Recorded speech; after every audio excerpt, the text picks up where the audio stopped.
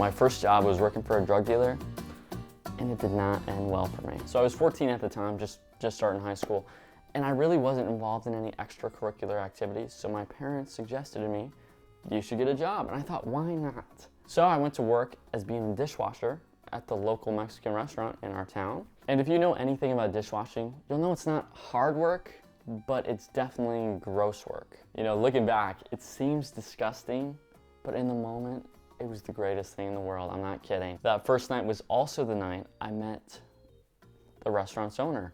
For anonymity, we'll call him Gus.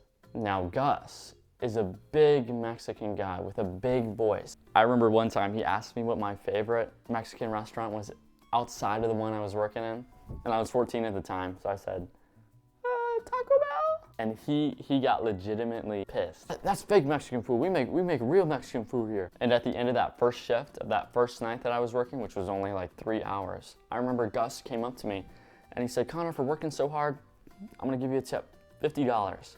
Now, $50, that was a lot of money to me. I'm like, I've never seen this much money in my life.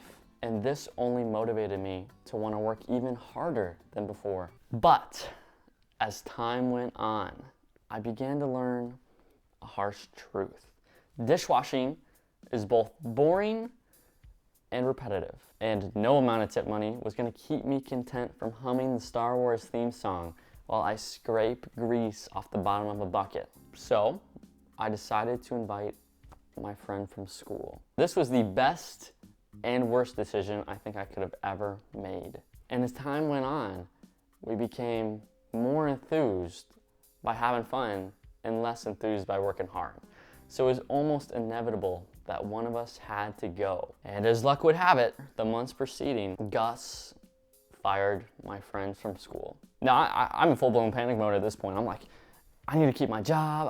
I need to prove that I can still work. I'm like, I was blaming. I'm like, he corrupted me. He did it. Okay, I need to get back on track and just work hard. But Gus didn't trust me in the dishwashing position anymore. So he transferred me to becoming a host. And as a host, my job was to take order phone calls over the phone. And on one weekend in particular, 3 days in a row, I messed up several $100 orders all in a row. So the axe was coming for my head too.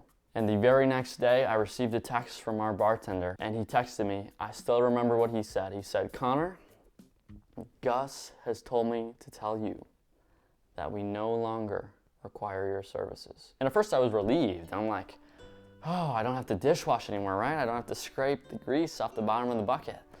But I was coping, because in reality, I loved working there. And I was sad that this would be the last time I would ever be working at the Mexican restaurant. So fast forward a couple months, you know, I'm in school, just going about my day, and my friend from school, who I was working with, comes up to me. And I'm like, hey, how's it going? He said, Connor, have you heard? I'm like, have I heard what? Probably not important. He then proceeds to tell me the following story. You see, Gus was driving down the highway in his big black Cadillac SUV, you know, probably listening to Mexican music, and he's driving down the highway, and he's pulled over, probably for going over the speed limit, I assume. So the cop walks up to the window there, and they say, how you doing, sir? Can I please search the vehicle? So as time went on, the police officer searched the vehicle of my boss. And, you know, he's searching, what's he looking for, right? He can't even find anything, it's taking him forever. He's searching, and then under the floorboard, he finds something. He finds 5 pounds of cocaine. So this is enough to, you know, put Gus in handcuffs, detain him. They go to a judge, they get a search warrant for his restaurant and his house. They go to his house. They don't really find much. They go to his restaurant where I was working. They find tons more cocaine. They find tens of thousands of dollars more of cash, and they find countless guns. In court, it's revealed that my boss, Gus, was running a drug smuggling operation for the deadliest cartel in Mexico, the CNJG. So this is enough evidence to lock him away and throw away the key. To make a long story short, he is currently in prison for 17 years. Money laundering and drug smuggling through his restaurants. So as my friend is telling me this story, which I find unbelievable, the pieces are starting to click in my mind, right? $50 tip, big black Cadillac SUV, him being literally Mexican. Ignore that last part. Now, the reason I'm telling you this story is because I have something to get off my chest, as well as a message for Gus. You see, Gus, I know you're in prison right now, but if you see this video, I have something I gotta confess to you. I just gotta get it off my chest. I wish you paid us more as dishwashers, because I regret to inform you, I would not have snitched on your operation. Okay, that was a joke.